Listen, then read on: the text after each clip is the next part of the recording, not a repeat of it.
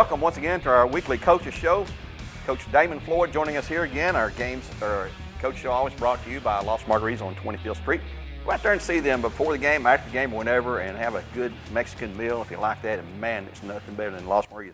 Well, Damon, we got a lot to talk about this week. We've got a big game in the region coming up Thursday night with Maryville. We'll talk about that in a moment, but we've got a big game to recap from Friday night against Cleveland High School, 42-25 win there.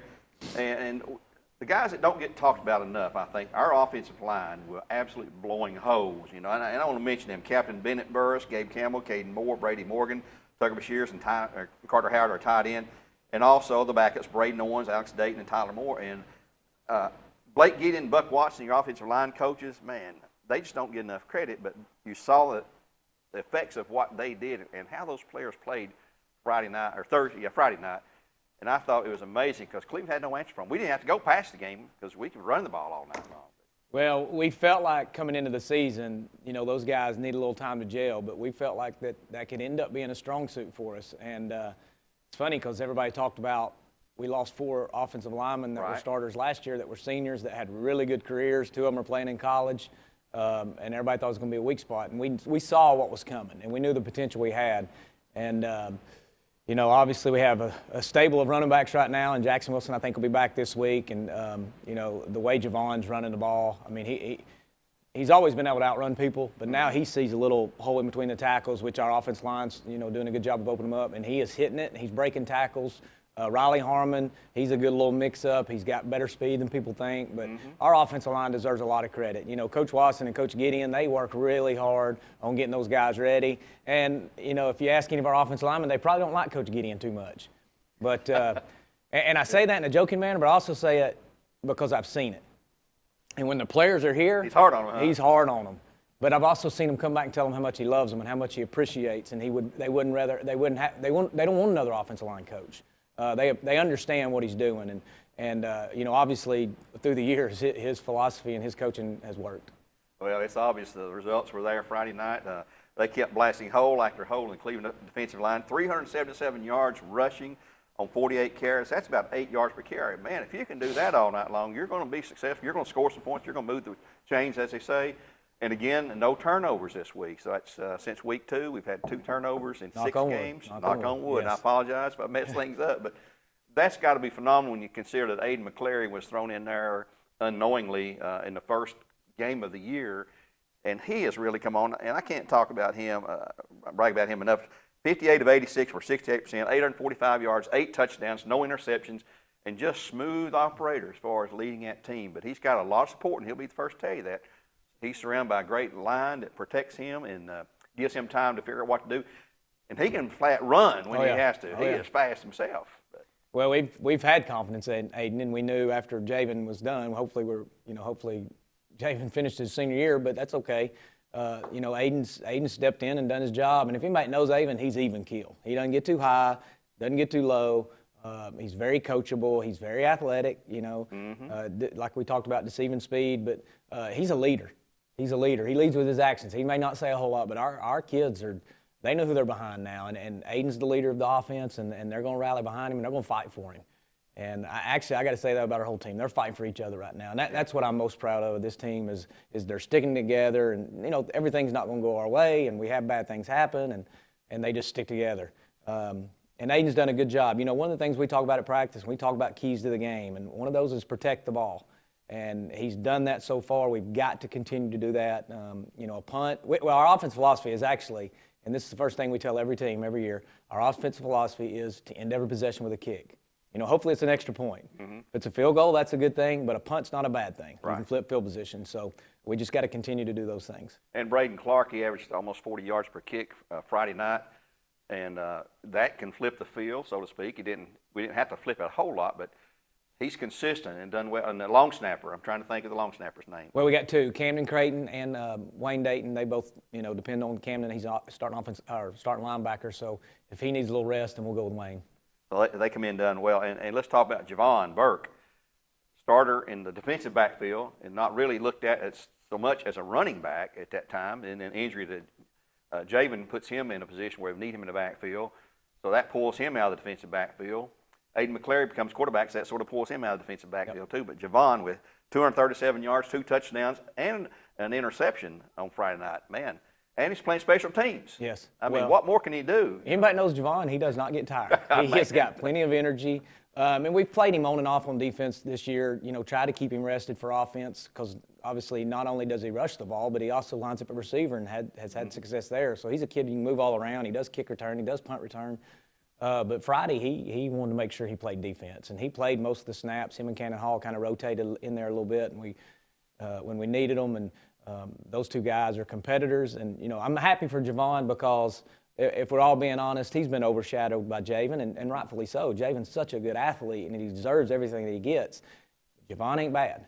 And, no, he's not. Having a twin brother like that. Yes. Oh, man, we're blessed to have him. But, those both Javen and Javon, they deserve everything they get. But I'm happy to see Javon starting to get some highlights in there and get a lot of credit because he deserves it. Well, I want to ask you something that I think about every game, seems like. When we're on a punt return, we had two twin guys back for the first time, I think, this year. Is your philosophy on punt return to fair catch? What do you tell the guys to go back? Hey, I want you to fair catch, I want you to return it, or do they make the judgment call themselves? Well, okay, there's a lot that goes into that. Usually we do have one punt returner. I'll be honest, a lot of times in high school football, you don't face a punter that's real good, so you don't even have a chance to return it. Right. The other philosophy is like, hey, we're getting the ball back. We've been pretty successful on offense. Let's just get the ball and let's run our offense. But then again, you got Javon and Cannon, and when we go on offense, they're going to touch the ball anyway, so it gives them a chance to get their hands on it one more time. And it depends on who you're playing. It depends on where you're at in the field. It depends on what kind of punt team they're lining up in. So the formation that they were giving us, we felt like we could have two returners with no gunners on the outside, and they were tight punts. So, and like I mentioned, the main thing is getting the ball in Cannon and Javon's hands. Well, you seem to get pretty good field position on the punts and also on the kickoff returns. The guys are doing really well with Cannon and Javon both back there, and those are weapons. People don't think about it sometimes, but special teams, that's almost a third of every game, the number of plays on special teams, whether it be a kick of some kind or punt of some kind or whatever. There's a lot of plays involved with special teams, and that's a huge part of being successful, I think. Well, I think if you go back and look at the games, the close games that we've lost in the past, and this is probably true with any story, it's usually a field position battle that we lose. And, quite honestly, in 6A football, most of the teams we play, when they kick off, they kick in the end zone, and they're starting the ball in the 20.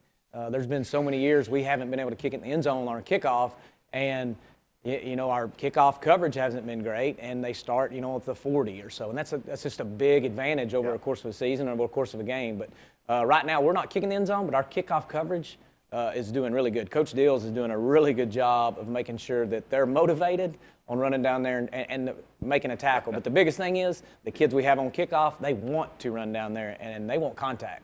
And so that's good to see. Coach Dills can motivate you. He has his unique ways of doing it, but he can motivate you.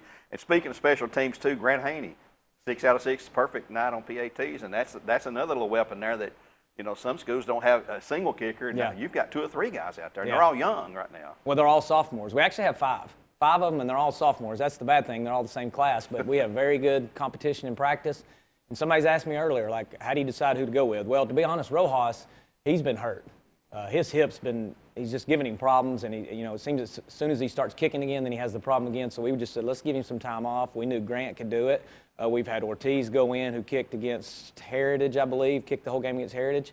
And then he had to be out for a couple weeks with some injuries, and then, so Grant's had his chance. So we have really good competition. We feel confident. Really, those are our top 3, and we feel confident with any of those guys playing on Friday night.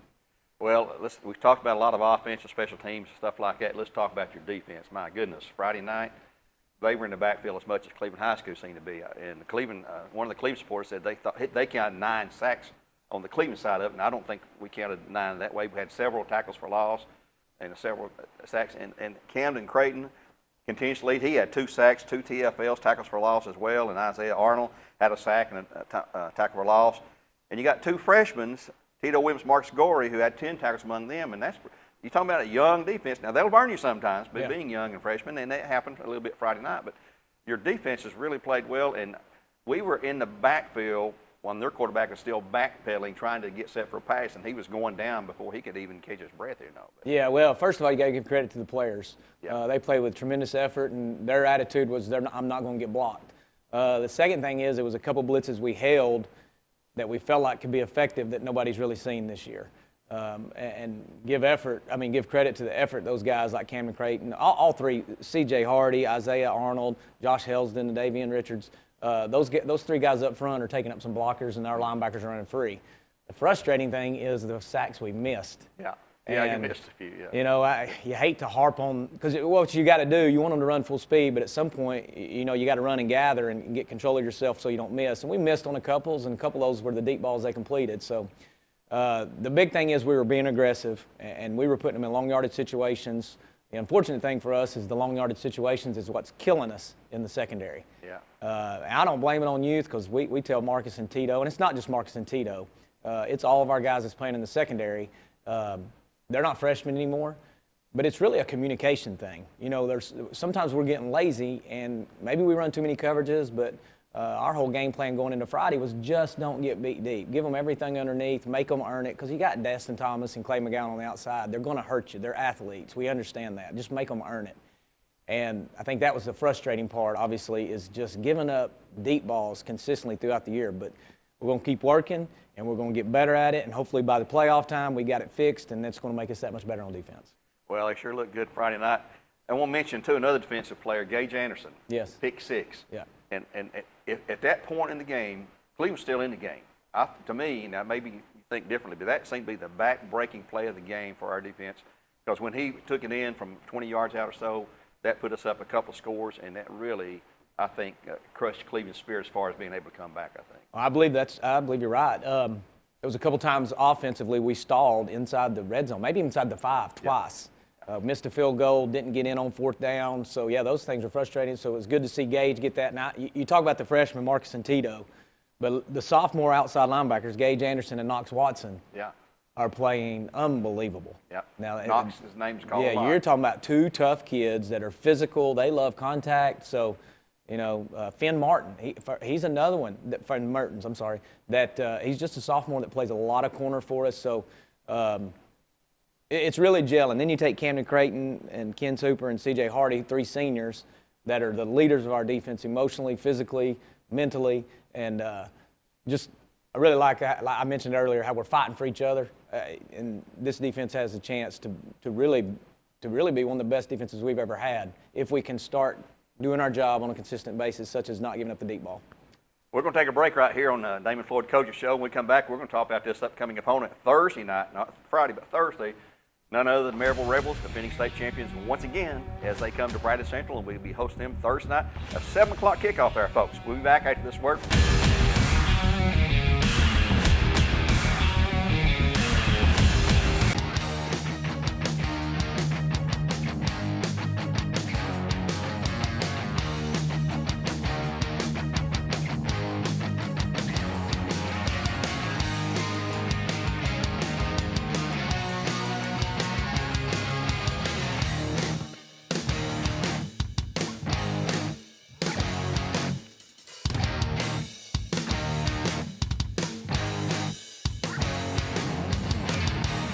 One thing to love about the Tennessee Valley is Bradley Central Show Choir, Vocal Motion. The other thing to love is the local Geico office on Lee Highway. You could save a lot. Oh, you can save a lot. Oh, you can save a lot. But how do you know? Unless you call 894-2600. Got a car? Got a boat? Got a home? Get a quote.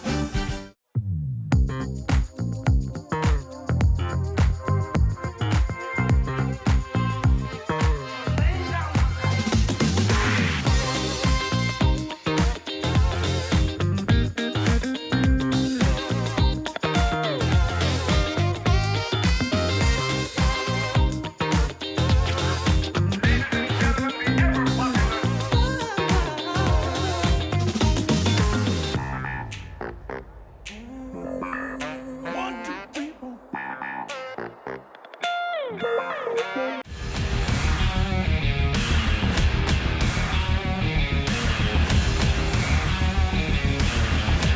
to our Damon Floyd Coach Show here. We've talked about the previous game on Friday and the win over Cleveland 42-25. Now we're going to talk about the upcoming opponent, a big region battle. State's number 2 ranked team, unbeaten Maryville Rebels, defending 6A state champions. That is the 17th title they have, 11 of those under Coach Quarles. And in the last 3 years, Derek Hunt stepped in for Quarles. He's won 2 out of 3. And they went to the semifinals the one year he didn't win it. And Coach, out of our region, just looking this morning, the Bears are ranked number 8.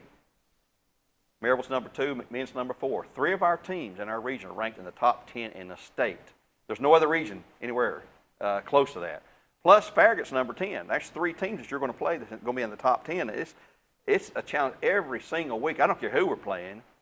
People are getting up for the Bears, which they should because you're an elite program now at 6A level. And it's tough to defend. I don't know how you do it. I mean, I know there's a lot of work goes in. You got a great staff. I don't do it. But you got the staff, and the players buy into that. And one thing I want to ask you, too, before I let you come in here, we played Cleveland last week. Very emotional win over that, as always. Will it be you shouldn't have a problem getting them back up for Maryville because, hey. You want coaches speak or you want reality? Whatever, you tell me. Whatever you want to say. If the coach in me wants to sit here and say, no, we're going to come back, we're going to play as intense, we're going to be ready for the game. Reality says it's been, with both us and Cleveland having off weeks before we played, it was 2 intense weeks of practice. It's all you think about. It's all you talk about, and for 2 weeks. And then you have the game. And I'm going to be honest, it's win or lose. You just have a lag, and it has a lasting effect. And so I would like to sit here and say, yes, we will be 100% ready, emotionally, physically. I don't know if that's the case. And I'm just being honest. I mean, we're doing the best we can to try to make sure our kids understand how important the game is. You got to be up for it. But yeah, it's hard to get up after a rival game. And but they're coming in, and they're defending state champs. I don't know. They've won it, 20 times in the last 25 years or something. I don't know. It's ridiculous. But I'll say this. This is who we want to play. This is why we sign up. I'll say this. We preach starting in January, there's no days off. When we're in school, you're lifting weights. Like, that's plain and simple. We're going to hit it hard. And so we try to create that mentality, knowing this is going to happen during the season. But once again, if you're not fired up to play Maryville, then I really don't know why you play football. Yeah. So, but reality speak, coaches speak. It's 2 different things this week, and we're on fall break. That's another one. The kids are sleeping in all day. We practiced yesterday, and just to be quite honest, it was a little lackadaisical. I mean, we try to, it's always funny. You always hear people say, well, you should tell them this. Yeah. You tell high school kids one thing and expect them to do it, that's going to be a problem right there. But we're doing the best we can to get them ready for Friday. Sorry for the long answer. But Oh, no. That's your show, bud. Playing the Thursday game, I know you like Thursday games. And school being out, those factors probably figure in. I understand now there's a lot of games being changed on Thursday because I think Hamilton County's out on fall break next week. But Maryville is, no matter what you say, Maryville's always Maryville. They have been for many, many, many years, and that's the game that people want to circle their calendar, knowing when they're going to play them. There's no drop-off, it seems like, from year to year. And you have to admire them. You don't have to fear them, but you do have to admire them, and they are a first-class program. But if you win this game Thursday, let's say when we win this game Thursday, I'm going to be very optimistic. You control your own fate in the region in the start of the playoffs. If you lose it, then you're depending on someone else. And we've still got William Blount to go on the road. We have still got McMinn County here. They're ranked 4th and unbeaten, and they're making headway toward beating. Hey, we're going to knock off Maryville because they get Maryville the week before we do. So it's a tough road to hoe there, but you do control your own fate if you can win Thursday. And I think the kids need to. They know that. They understand that. But if you lose, then you're depending on other people to help you out there. But you want to hold. You win Thursday, pretty much got a home game locked in the postseason to start with, I think. I'll start off by saying this. Do we respect Maryville? Yes, more than any other opponent, more than anybody in the state, maybe anybody in the nation, because they've been there, they've done that. They got what we want. Do we fear Maryville? No. We're not going to fear anybody. Right. Now, they may beat us, but you're going to have to beat us first. Right. Like we're going to show up, and we're going to give you everything we got, and we're going to be competitive, and whoever wins, wins. I mean, that's part of competition, but I'll guarantee you we're not going to be in fear. And we're going to play fearless. We're going to play fast. We're going to do what we do. And if they defend it and we defend them, and we expect a battle. And I told our team this yesterday. You better expect a 4-quarter game, and that's what we want Because if it ain't a 4-quarter game, that means we're really far behind. Because guess what? We're not going to blow them out if we had a chance to win. But this is fun. These are the games that I enjoy as a coach. Nobody thinks you got a chance, and we're going to go give it all we got. And if we lose, we lose. So what? You know what I'm saying? I mean, it's a loss on our record. Life goes on. That's right. But we're going to give it everything we got. And the goal is to win. Don't get me wrong. But if I sat here and guaranteed a win against Maryville, I'd be an idiot. Because a lot of good things got to happen. We got to play extremely well. They probably got to play maybe one of their worst games, if we're being quite honest, because they execute so well. They're talented. They're well coached. I don't know. We'll find out They got the Thursday. whole package, you know, and those kids it's been ingrained in that program from the Pee Wee leagues all the way up through into high school, and people don't know that program. That's how they have been so successful, and with great coaching and good players. What concerns you most about them? I wrote that question down there. I'll make some notes before I get here, but I looked in their defense, giving up 4.3 points per game in 6 games. The most scored on them was 9 against Alcoa, and they were down 9-0 in that game and come back and won that. But boy, oh boy. Yeah, and if you've seen Alcoa, yeah, and they only score 9 points. Everything worries you about Maryville because they do not have a weakness. And this is not coaches speak. This is reality. You turn on the film, and it's like we don't see a weakness. You don't. Their kids do what they're supposed to do every single play. Do they make mistakes? Yes, but for the 9 times out of 10, they're very disciplined. They're going to do their job. They trust their teammates are going to do their job. They trust that their coaches have told them the right thing and put them in the right situation. You know, sometimes Friday night against Cleveland last week, somebody wants to be the hero, so we're maybe not where we need to be. They want to go make a play. They trust their teammates to make the play that they're supposed to make. And, you know, when we defend Maryville, they do so many RPOs. They formation you to death. They run more formations than anybody you've ever seen. I mean, I'm not exaggerating. It's like an NFL college team. It's a lot of formations to go over. They do that for a reason, to try to gain an advantage. And their kids know what that quarterback knows the advantage, what he's reading on that particular play, and they're going to RPO you, whether it's run, pass, triple option. You know, they do a lot of different things. So to answer your question, I don't know what we can attack. All I know is we're going to do what we do. We're going to line up. We got to execute. And look, if we have a chance to be competitive in this game, it's going to be a 10-7 ball game. So first of all, defensively, we can't get frustrated when the offense don't get a first down. You got to get back out there, line up, and let's go. It needs to be a defensive battle. And so our defense has got to come ready to play. I was looking at this, and that's exactly what I was thinking. This is going to be a low-scoring game. I truly believe that. And George Quarles, I remember when he was there, and he's been gone 3 years to Furman. He's quarterback coach there at Furman. I guess he's still down there. But during a game, he would stand away from the coaches, away from the players, almost down there where the cheerleaders were on the end with no headset on. Mm-hmm. And I heard him quote on one of their TV games. He says, if we ain't got it figured out by Friday night, we ain't got it figured out. Mm-hmm. He said, let the guys do it. Then he'd go to a timeout huddle. He'd go over and chime in and say whatever. But they're just an extremely good play team. Do you have, in a particular, like the quarterback, they have a running back that's the highlight this year, or a quarterback that's a highlight, or anybody in particular that stands out to you? They're all good. I mean, the running back, he's not the biggest kid. He's not T. Hodge. You know, I don't know if he'll go play in the SEC, but he's a running back. Who is T. Hodge? Though? Yeah, I mean, he's a running back that runs extremely hard. He's extremely fast. He's a tough kid. Their quarterback still runs well. He throws the ball well. He reads everything well. They have a receiver, I don't know his name, number 19. I would say he's a BCS guy. I mean, he can scoot, he can catch it. He's tall. It's different players, but when Maryville lines up, it's like the same Maryville I've seen for the last, 8-10 years I've been coaching against them. So I'm not giving people a lot of hope probably, but nobody believes in us. The only people that need to believe in us is ourselves. We just need to stick together, and I told them it's going to be a dogfight. Like, it's going to be a fight, and not with your fist. It's going to be a fight with your helmet and shoulder pads. We're going to see who wants to show up Thursday and fight. Well, Coach, we believe in you. We're going to be there supporting the Bears, hoping to pull off that big win. That's going to wrap up our coach show for this week with Coach Damon Floyd. We'd like to remind you that's a 7 o'clock kickoff. We'll go live with a pregame at 5:30 with Coach Rowan and Gwen Schroyer. We have a player interview for you, our football panel, as well as our coaches interview as well.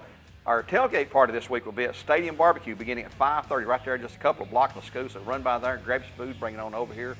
But Travis and the guys will be over there with Barry Shuck at the Stadium Barbecue. So join them, then come join us here. And we'd like to again thank Los Margaritas on 25th Street for being this year's sponsor for the Coaches Show. Until then, for Coach Damon Floyd, this is Gary Ownbey saying so long for now. God bless and go Bears.